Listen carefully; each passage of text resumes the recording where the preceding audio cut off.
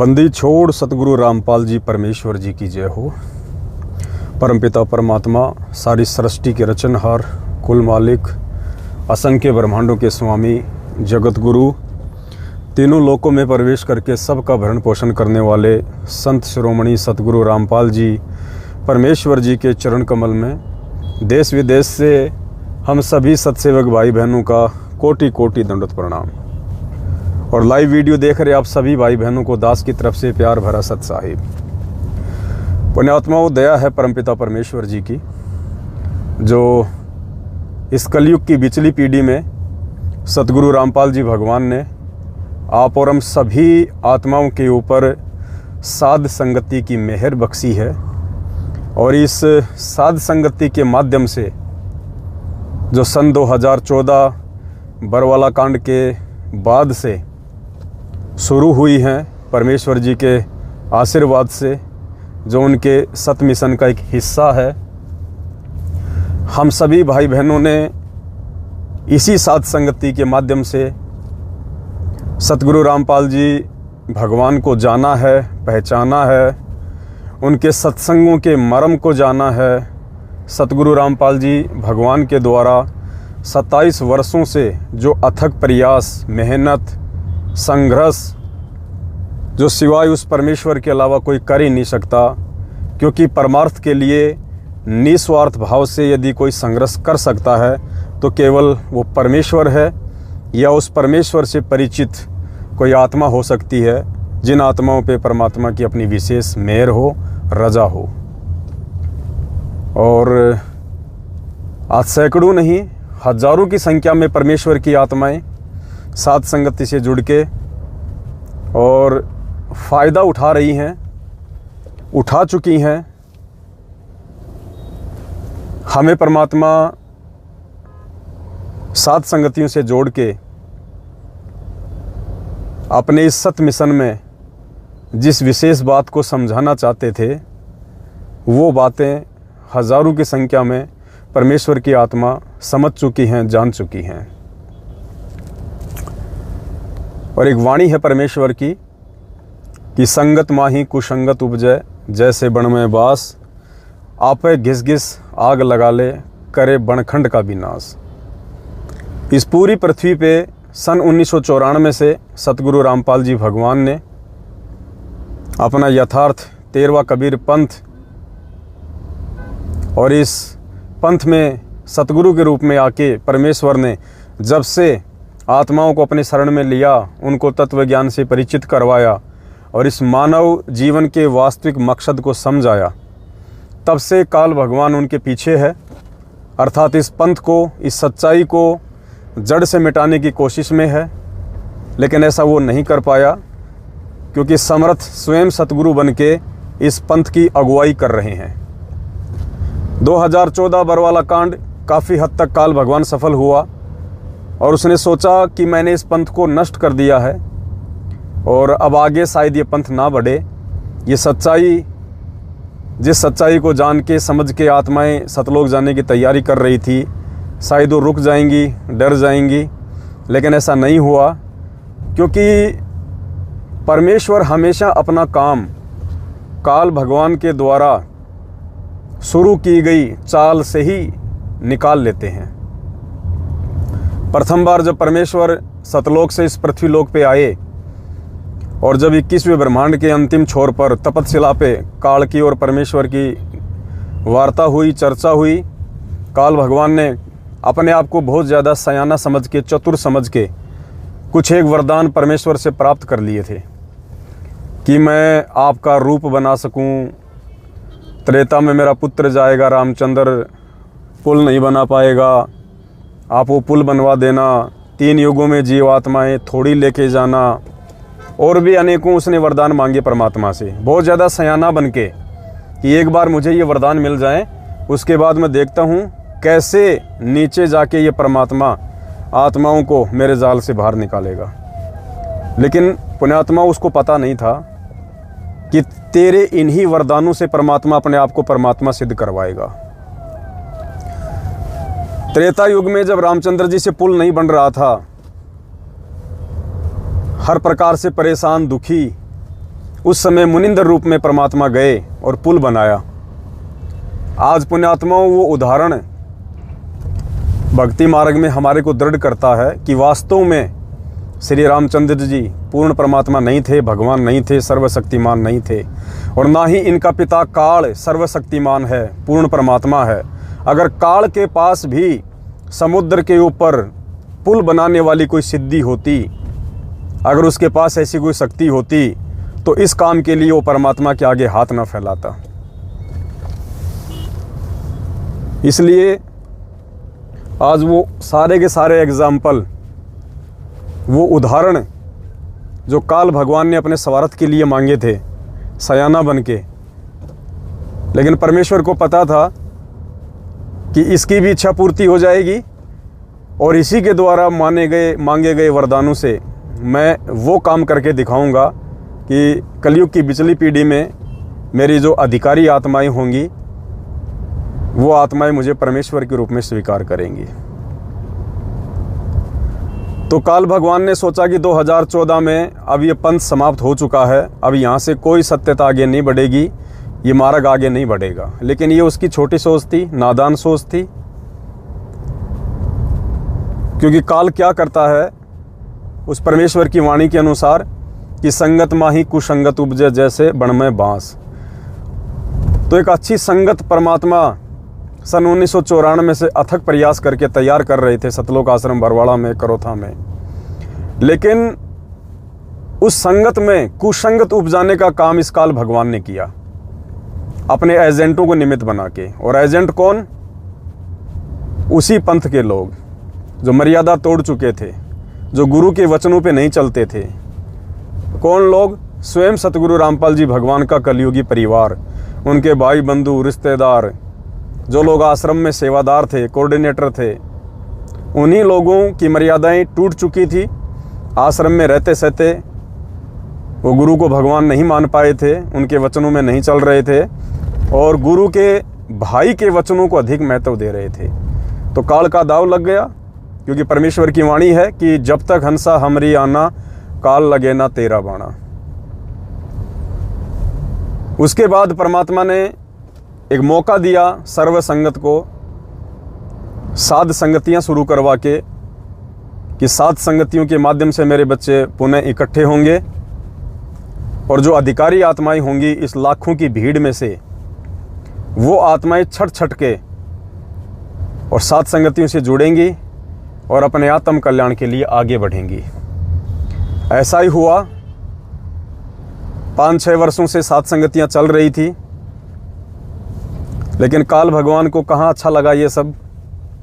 जहाँ इस परमात्मा का मार्ग आगे बढ़ता है, जहाँ पे साध संगतियाँ होती हैं, जहाँ पे सत्यता होती है, वहीं तो इसने कुसंगत पैदा करनी होती है।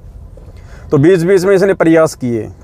पहले संजय दिल्ली वाला था, पहले मेरठ में आता था, सही था, लेकिन फिर उसने अपनी बकवाद शुरू करी, अपने आप को नानक जी की आत्मा साबित करने में लग गया। कुछ आत्माएं उसके जाल में फंस गई, वो अलग हुआ। उस समय लोगों को लगा कि भाई ये तो सब कुछ ऐसा ही चल रहा है, कमाल के जैसे काम हो रहे हैं। लेकिन परमात्मा ने दास को निमित्त बना के फिर साथ संगतियों को आगे बढ़वाया मेरठ से। थोड़े दिनों बाद वे पंजाब से हमारा भाई था एक करण दास, काफ़ी भगत भाई बहन उसके संपर्क में थे। फिर उसके मन में क्या अहंकार जागा, क्या मान बढ़ाई उत्पन्न हुई, वो साथ संगतियों से दूर हुआ। कुछ भाई बहनों ने सोचा कि लो जी ये साथ संगतियाँ थोड़ी बहुत आगे बढ़ रही थी, अब इनमें भी आपस में फूट पड़ गई। वो भी चला गया, कोई फ़र्क नहीं पड़ा। फिर साथ संगतियाँ तेज़ी से आगे बढ़ी। 2020 आ गया। फिर काल भगवान ने देखा भाई साथ संगतियाँ तो रुक नहीं रही, परमेश्वर की आत्माएं जो मोक्ष चाहती हैं वो तो लगातार साथ संगतियों में आ रही हैं। फिर उसने एक कानपुर से रामचंद्र को निमित्त बनाया अपने एजेंट के रूप में। उसने काफ़ी बकवाद करी 1-1.5 साल, किसी के ऊपर कोई असर नहीं हुआ। उसके बाद फिर मेरठ वाले भगत थे, उनको निमित्त बनाया काल ने, उनसे भी कोई फ़र्क नहीं पड़ा। अब काल ने देखा कि भाई ये तो साथ संगतियाँ निरंतर आगे बढ़ रही हैं और ये तो पहले से कहीं ज़्यादा सच्चाई से परिचित हो रहे हैं और ये तो सारे मेरे मुख से बाहर निकलने का प्रयास कर रहे हैं, इनको कैसे तोड़ा जाए। तो संगत में फिर उसने एक बार कुसंगत उपजाने का प्रयास किया और अपने कुछ एजेंटों को निमित्त बना के जो पिछले 2-3 वर्षों से मेरे साथ में थे। भगत समाज थोड़ा बहुत उनको जानने लग गया था, पहचानने लग गया था। क्योंकि काल क्या करता है पुण्यात्माओं, काल को पता है कि जगत वाले इन भक्तों को नहीं तोड़ सकते।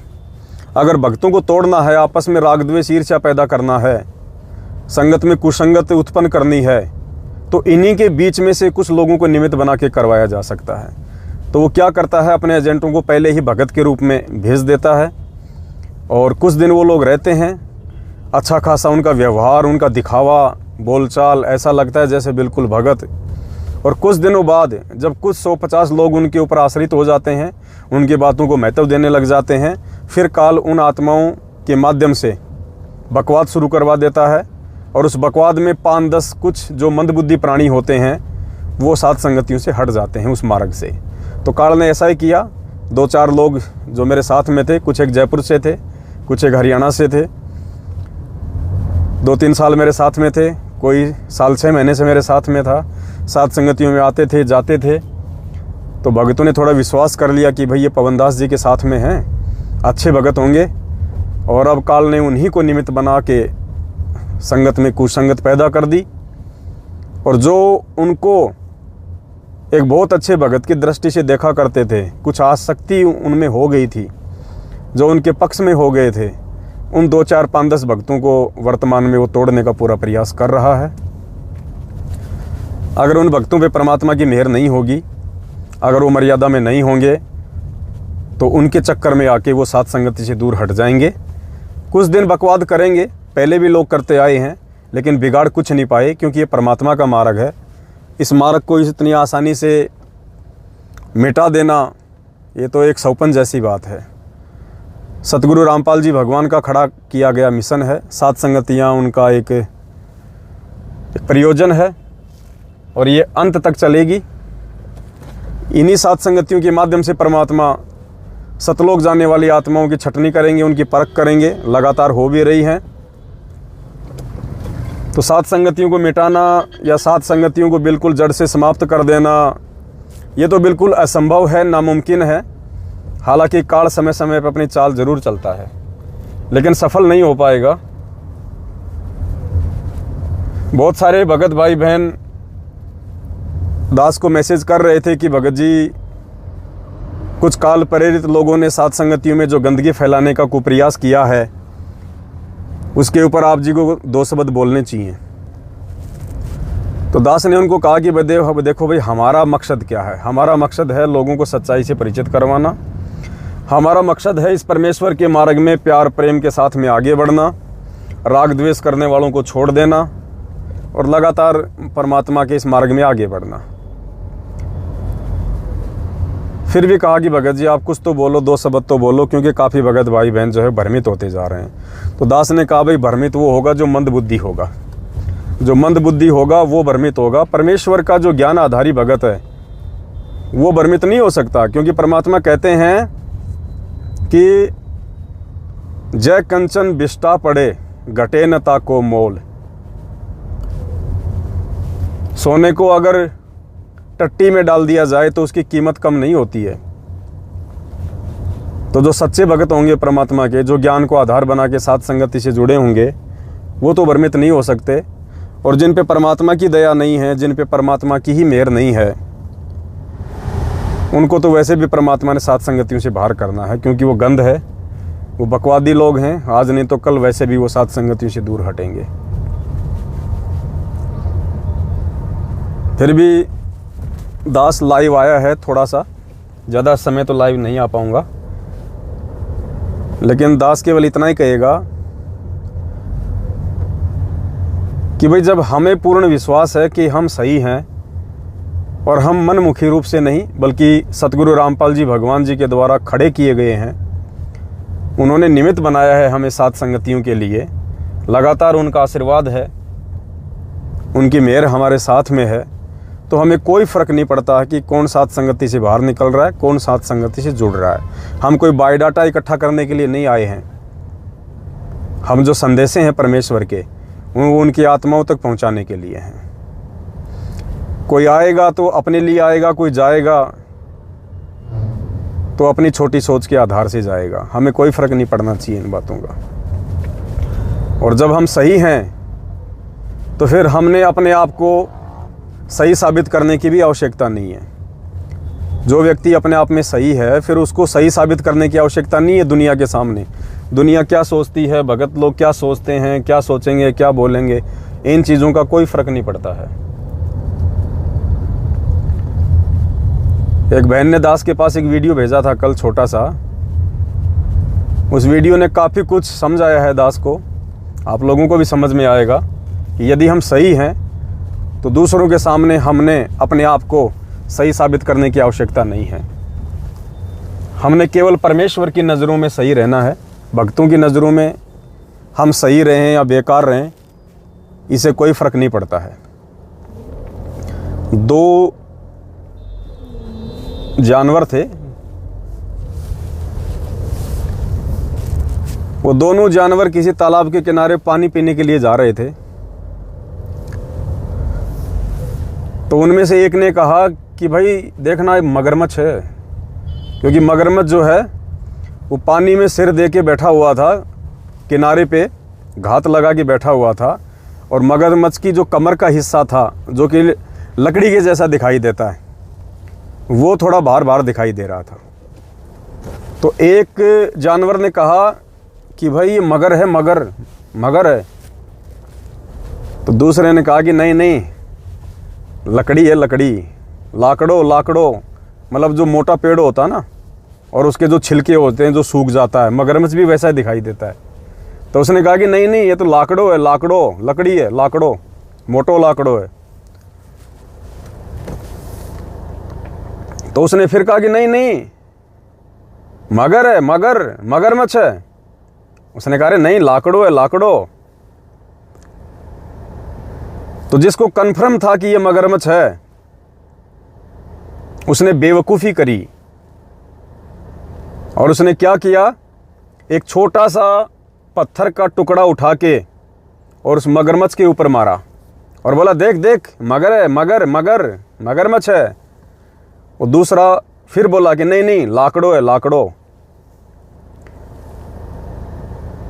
फिर उसने क्या किया, एक लकड़ी उठाई और मगरमच्छ के ऊपर मारी, बोला देख, मगर है, मगर। वो साथी बोला नहीं, लाकड़ो है, लाकड़ो। उसने फिर क्या किया, और उस मगरमच्छ के नजदीक गया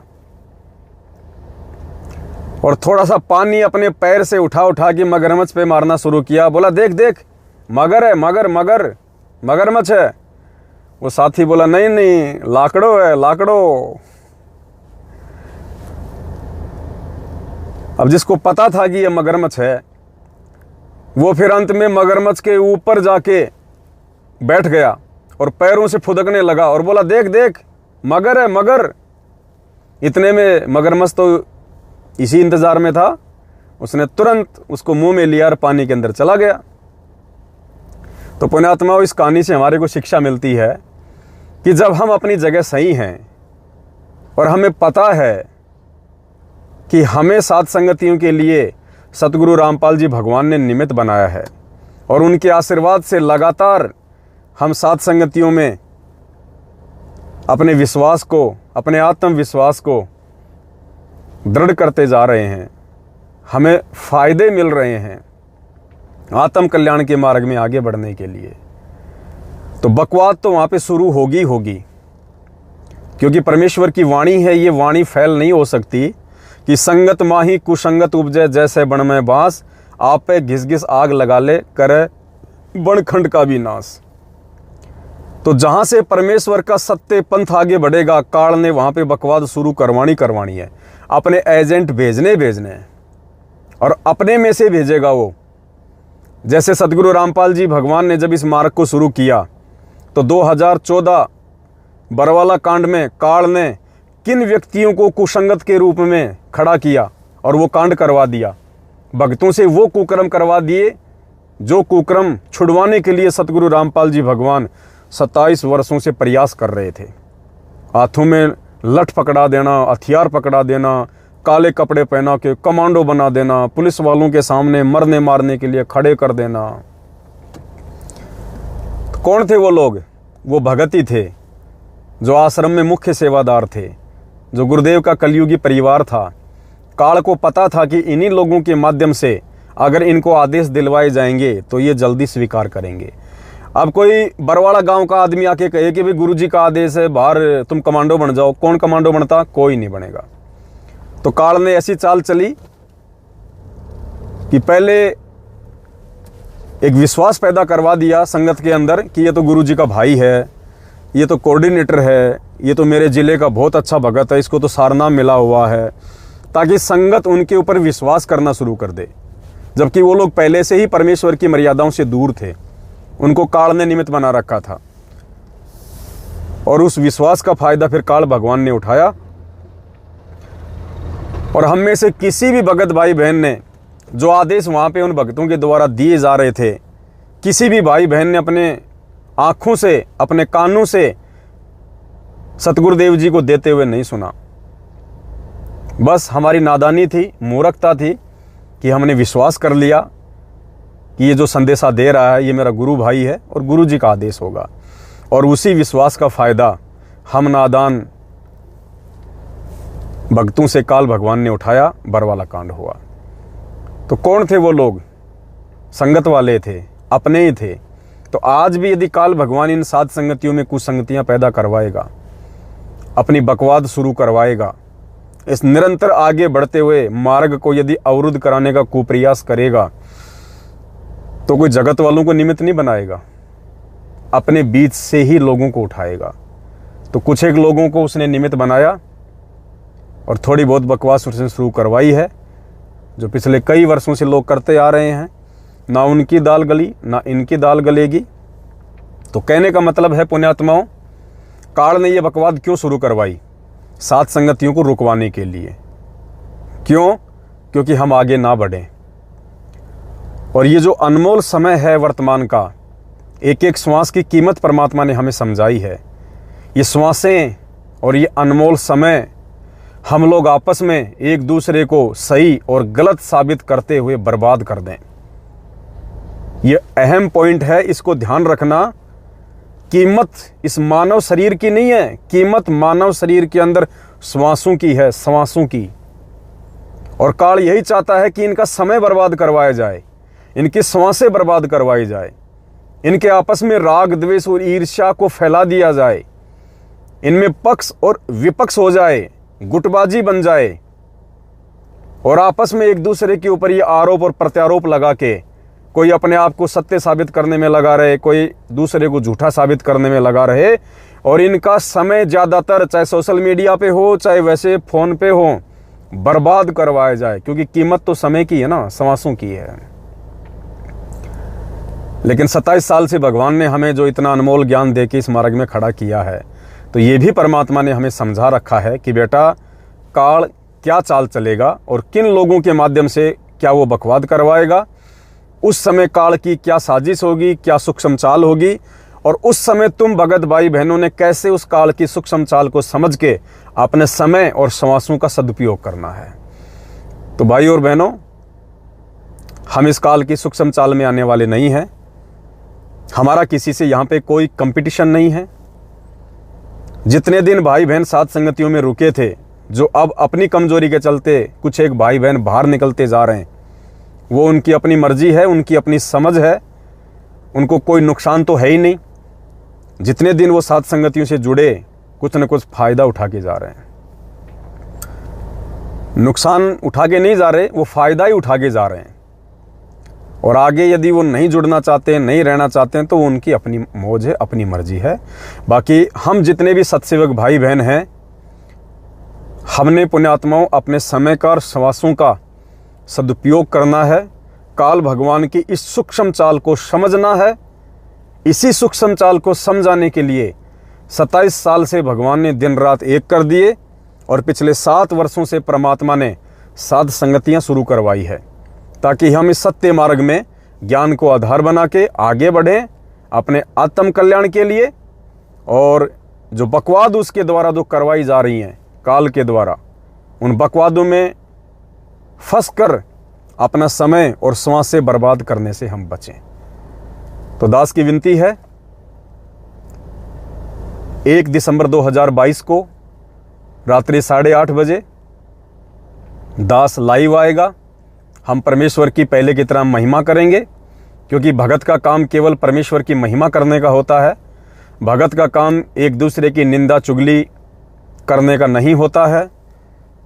भगत का टारगेट स्वयं का समय बचाना, दूसरों का समय बचाना होता है।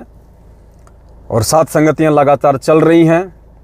अभी 27 तारीख को गुड़गांव में सात संगति थी, 27 तारीख को नेपाल में सात संगति थी, 27 तारीख को कर्नाटक में सात संगति थी, 27 तारीख को बिहार के सिवान में सात संगति थी, और भी अनेकों जगह लगातार सात संगतियां हो रही हैं। आपस में जो भाई बहन संपर्क में हैं, मिलजुल के परमेश्वर को भोग लगा रहे हैं, परमेश्वर की महिमा कर रहे हैं।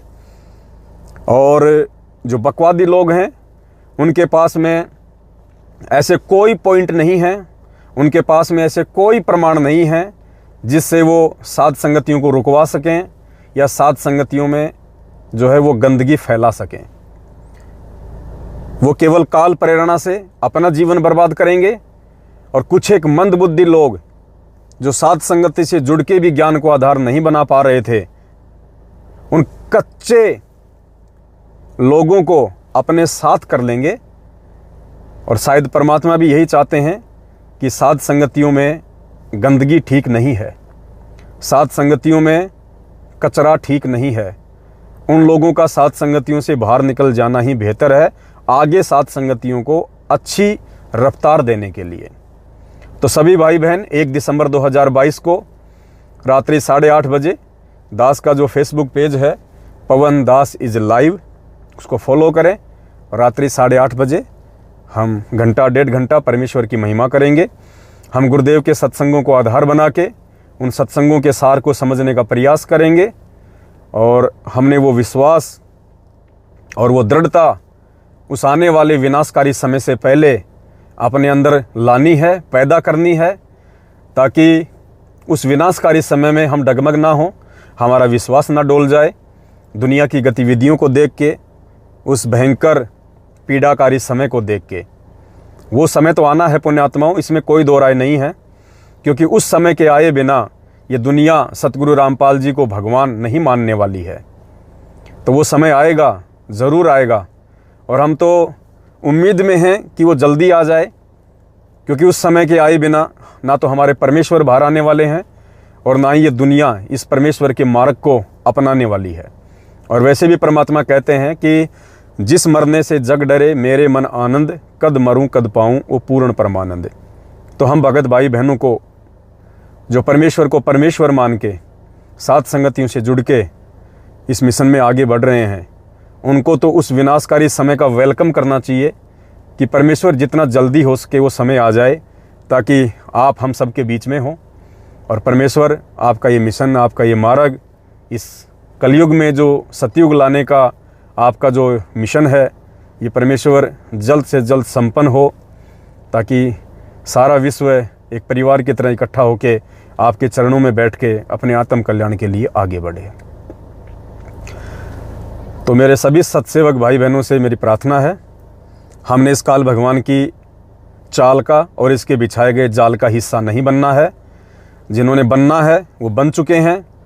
और ये 2022 दास ने 2022 लगते ही, जिस समय कोई सोच भी नहीं सकता था, जिस समय लोग ज़्यादा से ज़्यादा सात संगतियों में जुड़ रहे थे, उसी समय परमात्मा ने दास को निमित्त बना के एक वीडियो बनवा दिया था कि ये जो 2022 है ये केवल सत्सेवकों की छटनी है, बाकी संगत की छटनी तो हो चुकी है।